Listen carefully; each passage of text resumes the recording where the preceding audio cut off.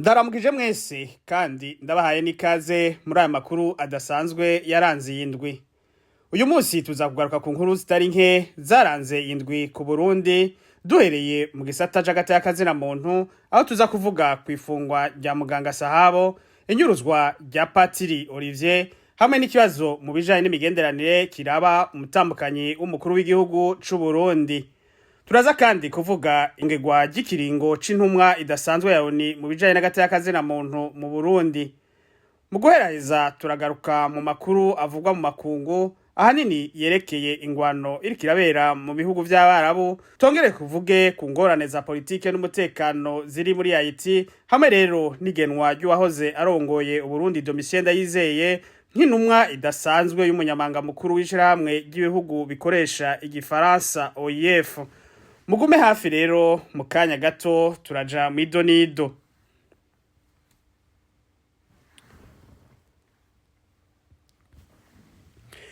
Duhere ku nkuru yerekeye muganga Sahabo imaze imisi iriko iravugwa cane. Uwo muganga numwe mu bakomeye cane mu Burundi, akaba afunzwe ku karenganyo kadasanzwe kuva mu kwezi kwa kane 2022. Akaba yazize kuba yaranse kwemera ko akagwi gato kabari mu mugambwe uri ku butegetsi CNDD-FDD kipfuza kunyaga ibitaro vyiwe vy'akarorero Kira Hospital. Naho isuzumwa ryakozwe atana kimwe ryerekanye c'amanyanga canke amakosa yagirizwa, muganga Sahabo akaba abandanya afungiwe gushika ubu mw'ibohero rikuru rya Ruyigi, kandi amagara yiwe abandanya kononekara. Ukwezi kw'icenda guheze mu ntara y'Icese, muganga Sahabo yafashwe bukumbi muri sentare nyene, bituma urubanza rwiwe ruhagarara. Ariko ivyo vyose ntivyatumye abarongoye igihugu bareka kumusubiza mw'irohero rikuru rya Ruyigi ataronse nuko yivuza neza. Ishirahamwe Amnesty International hamwe n'abaserukira ibihugu vyabo mu Burundi bari bishikiye muri urwo rubanza ruheruka kuba, baremeje ko amagara ya muganga Sahabo ageramiwe cane. Umuvukanyi wa muganga Sahabo nawe nyene mu kiganiro yahaye ikinyamakuru c'Ababirigi La Libre Belgique casohotse kuri uyu wa gatanu, yaramenyesheje ko ubu vyose vyahagaze, atana makuru namwe akivugwa ku bijanye n'urubanza rwiwe. Bijanye n'iryo fungwa nyene ridakurikije amategeko rya muganga Sahabo, harateganijwe kwitwarira Uburundi mu masentare abiri mpuzamakungu. Ikirego ca mbere kikazotangwa muri sentare mpuzamakungu y'i Paris mu Faransa, Tribunal Arbitral International mu Gifaransa. Ubwa kabiri Uburundi buzokwitwarirwa imbere y'igisata kijejwe agati y'akazina muntu, hamwe n'imbere y'umugwi w'abahinga ba ONU mu bijanye n'ifungwa ridakwije amategeko rya muganga Sahabo. Izo banza zose uko ari zibiri ndizacibwa, Uburundi bushobora kuronka ibihano bidasanzwe. Ikibazo ca Sahabo giteye kandi amakenga mu gihe umesha makuru Bobo Rugurika arongoye radio RPA abicishije ku rubuga X yemeje ko umugambi wo kugandagura muganga Sahabo wavuye ku itegeko ry'umukuru w'igihugu Varisito Ndayishimiye ubwiwe. Nico gituma bikenewe ko amakungu yotabara vyihuse uwo muganga iryo bara ritaragwa. Mu nkuru kandi zidasanzwe zarayanze indwi mu bijanye n'ivy'agati y'akazina muntu, nkuko tubisoma ku rubuga rwa Facebook rwa Pacifique Ninazwe aharanira agati y'akazina muntu, avuga ko inyuma y'indwi yose aborezwa igufa mu iperereza ry'u Burundi SNL, Patiri Olivier Ndayikengurukiye yarekuwe. Ubu akaba ariko aravugwa. Tubibutse ko Patiri Olivier Ndayikengurukiye yanyurujwe mw'ijoro ryo kwa gatanu uheze itarike zine z'ukwicumi mu 2024 mu gihe yaravuye kuramukanya mu muryango. Uyu mupatiri wo muri Congregation y'abamissionnaire ba Afrika asanzwe arangurira ubutumwa bwiwe mu gihugu ca Mozambique.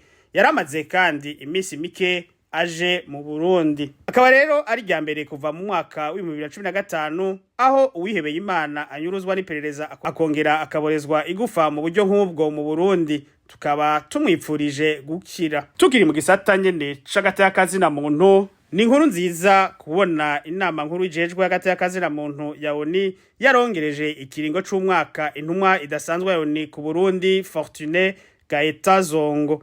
Inyuruzwa n'ihohoterwa ryakozwe n'iperereza ry'u Burundi rikorerwa Patiri Olivier hamwe n'ifungwa ridakurikije amategeko rya muganga Sahabo vyerekana ko iyongerezwa ry'ikiringo c'iyo ntumwa bifise ishingiro naho leta y'u Burundi itabishaka. Kuri iyo nkuru nyene userukira Burundi mw'ishirahamwe ry'ubumwe bwa Afrika, Ambasaderi Wirinyamitwe akibimenye ntiyatevye guserura umubabaro wiwe ku rubuga X mu gushinyagurira iyo ntumwa idasanzwe yongewe ikiringo, aho yavuze ko iyo ntumwa ari umukozi w'abakoroni. Iyo mvugo yabo bo muri leta y'u Burundi yerekana ko Uburundi budakeneye ko amabi akorwa mu gihugu amenyekana.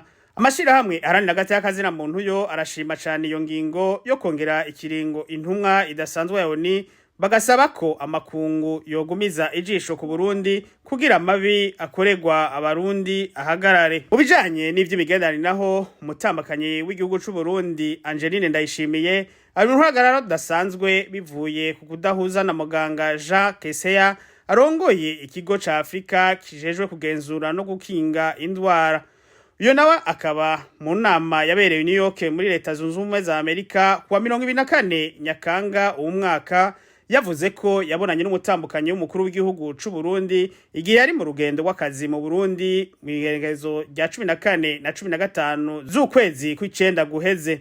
Ariko ibiro vy'umutambukanyi w'umukuru w'igihugu vyarakanye vyivuye inyuma ayo makuru. Ivyo biro bikemeza ko Dr Keseya yabeshe. Ico kibazo kikaba cakikomeye mu gihe kuwa kane igerekezo rya 10 Gitugutu uyu mwaka Ambasaderi Wirinyamitwe yandikira urwandiko urwego rukuru rw'ishirahamwe ry'ubumwe bwa Afrika, aho amenyesha ibiri mu itangazo ry'urwego rw'umutambukanyi w'igihugu Angeline Ndayishimiye, akongera agasaba ko muganga Jean Keseya ategerezwa gusaba imbabazi. Gushika ubu muganga Jean Keseya ntarigera agira ico abivuzeko, ariko ivyo vyose vyerekana ukutumvikana gusanzwe kuri hagati y'indongozi zimwe zimwe muri Afrika hamwe n'abarongoye ibisata bitari bike vy'ishirahamwe ry'ubumwe bwa Afrika. Ivyo biri uko mu gihe umutambukanyi w'umukuru w'igihugu Angeline Ndayishimiye abandanya gushira imbere politike y'igihugu mu bijanye n'imibano n'amagara y'abantu na cane cane mu bana n'abakenyezi. Ariko abihweza ibintu n'ibindi baribaza ko umunyamerikakazi Valerie Hubert yo afise uruhara runini mu ngingo zifatwa na Angeline Ndayishimiye mu bijanye n'itunganywa ry'igisata c'amagara y'abantu hamwe n'agateka kazina muntu muri rusangi, kuko uwo mufasoni umunyamerika asanzwe yarunze ubucuti n'abategetsi batari bake ku isi harimwe Uburundi abicishije kuri Angeline Ndayishimiye, kuko basanzwe bafitaniye imigenderanire ikomeye. Uwo mukenyezi rero Ibere akabazwi ko adahuza na gato n'imigambi ishigwa imbere n'urwego Afrika CDC rutwagwa na Dr Keseya mu bijanye n'amagara y'abantu muri Afrika. Umukenyezi akonana inguvu n'ubushobozi bwinshi kugira imigambi yiwe ikwiragizwe mu bihugu vyinshi muri Afrika no ku isi, abicishije ku bakenyezi b'abakuru b'ibihugu bisanzwe bitubahiriza neza agateka kazina muntu canke birimwo intwaro y'agatoro, aho twovuga nka Hongrie, Serbie, Indonesia, Guatemala, Uganda, RDC n'ibindi.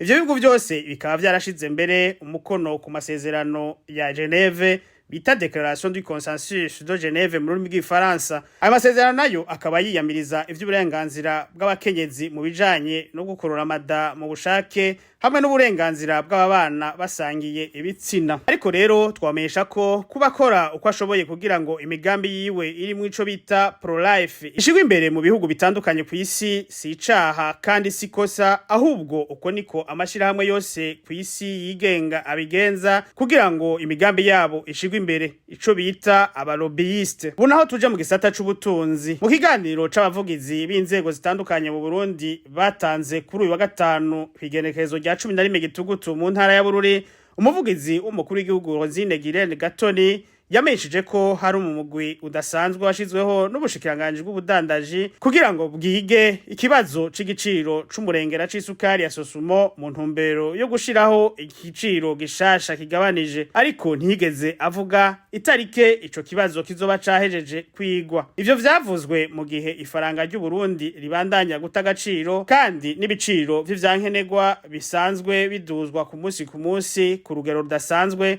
kandi n'ibibazo bihanze imiryango itari mike mu gihugu biguma vyiyongera. Ikindi naco abarundi ntibacizera imvugo nk'izo kuko hari vyinshi bemererwa ariko bigaherera mu mvugo gusa. Mu bijanye n'ivya politike naho inkuru yavuzwe cane ijanye n'uko leta y'u Burundi ibicishije mu bushikiranganje bw'intwaro yo hagati mu gihugu yatwanguje umugambi wo gusaba intererano abarundi kugira bategura amatora y'umwaka wa 2025. ni mu gihe kandi hari miliyaridi 68 yatekanijwe kuva mu kigega ca leta kugira ngo ikoreshwe muri ayo matora. Tubibutse kandi ko mu ikete ryo kuwa 18 Myandagaro uyu mwaka umunyabanga mukuru wa CNDD-FDD Reverien Ndikuriyo yamagariye abanywanyi b'uwo mugambwe gufasha mu guterera amatora yimirije yo mu mwaka w'2025. Iyo ngendo naho bavuga ko ari guterera ku bushake bw'umuntu bisa n'ibiteye amakenga na cane ko hari abasabwa kuyatanga ku nguvu canke bakabwirwa ko batazokwitura inzego za leta badatereye. Ikindi naco umuntu yo kwibaza aho bashize amafaranga ya leta yateguriwe amatora yo mu mwaka w'2025. Abanyagihugu rero bakaba bafise amakenga kuri izo ntererano z'agasakisaki bakwa na leta mu gihe benshi muri abo bari mu bukene ntangere bwo gutaronka uko babeshaho imiryango yabo. Hagati aho igihugu ca Haiti kikabandanya guca mu ngorane za politike zikomeye. Inyuma y'amezi ico gihugu kiri muri izo ngorane, imyerekano ikomeye yaratunganijwe muri indwi ku mugwa mukuru Port-au-Prince. Amakungu akaba atumva kumwe ingingo zoshobora gufasha ico gihugu. Ni muri iyo ntumbero rero wahoze ari umukuru w'igihugu c'u Burundi Domitien Ndayizeye yagenwa n'umunyabanga mukuru w'ishirahamwe ry'ibihugu bivuga igifaransa OIF Louise Mushikiwabo ngo amubere intumwa idasanzwe muri ico gihugu ca Haiti. Umukuru w'igihugu Varisito Ndayishimiye akaba yabaye mu bambere bakeje Domitien Ndayizeye muri ayo mabanga. Akaba natwe tumukeje muri ayo mabanga mashasha tukanamwipfuriza kuroranirwa. Akari no ngaha duce dusozerera amakuru yacu adasanzwe yaranze yindwi. Tukizera ko mwashimye ivyo twabashikirije. Nakengurukiye rero mwese mwakwirikiye ano makuru, ntimwibagire gufyonda kuri sabone canke kuri jeme hamwe no gufyonda ku gakengeri kugira ngo muzohore muronka amavideo yacu yose ku gihe. Barundi barayamaze bati batikura inshuti batazi aho bazohurira yavyaye bazombonera he. Barongera kandi bati akabaye icwende ni koga. Nawe utaha mu ndwiza mu yandi makuru adasanzwe nkaya tuzobashikiriza na Gahwane.